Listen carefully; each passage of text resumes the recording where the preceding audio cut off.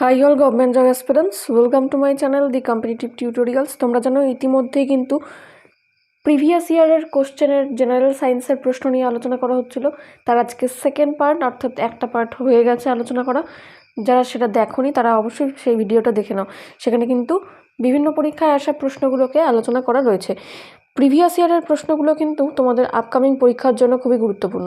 ঠিক আছে, তোমরা যারা দেখোনি অবশ্যই দেখে নেবে। এটা তার সেকেন্ড পার্ট। চলো তবে দেখা যাক প্রথম প্রশ্নটা কী রয়েছে।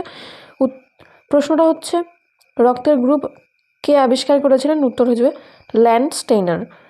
মানুষের রক্তের পিএইচের মান কত? উত্তর হয়ে যাবে 7.40 বা 7.4।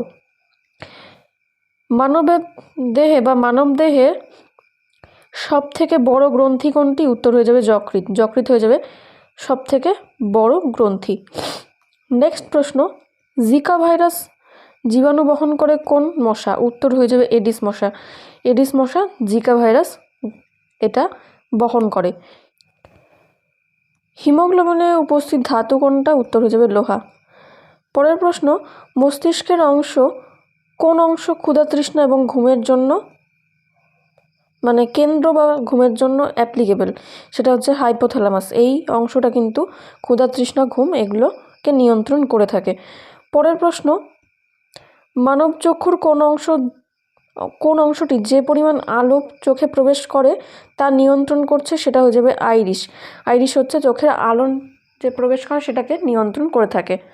নেক্সট প্রশ্ন, উদ্ভিজ্জ ঘি বানানোর জন্য ব্যবহৃত গ্যাসের নাম কি? উত্তর হয়ে যাবে হাইড্রোজেন। পরের প্রশ্ন, এডওয়ার্ড জেনার কোন রোগের সাথে সম্পর্কযুক্ত, অর্থাৎ তিনি কোন রোগের আবিষ্কর্তা? উত্তর হয়ে যাবে স্মলপক্স। পরের প্রশ্ন, একটি প্রাথমিক গর্ভনিরোধক হিসেবে ব্যবহৃত হয় কোন হরমোন? উত্তর হয়ে যাবে প্রোজেস্টেরন। এই প্রশ্নগুলো কিন্তু তোমাদের আপকামিং পরীক্ষার জন্য খুবই গুরুত্বপূর্ণ। পরীক্ষাগুলো তোমরা দেখে নাও। পিএসসি সামনে কিন্তু ফুড এসআই রয়েছে, ক্লার্কশিপ বের হবে, তারপর রয়েছে রেল, তারপর রয়েছে এমটিএস, সিএইচএসএল, কেপি, ডাব্লিউবিপি, ঠিক আছে, এসএলএসটি এবং অন্যান্য পরীক্ষার জন্য খুবই গুরুত্বপূর্ণ। গ্রুপ ডি, গ্রুপ সি বলো, যাই বলো না কেন, প্রত্যেকটা প্রশ্নই কিন্তু খুবই গুরুত্বপূর্ণ।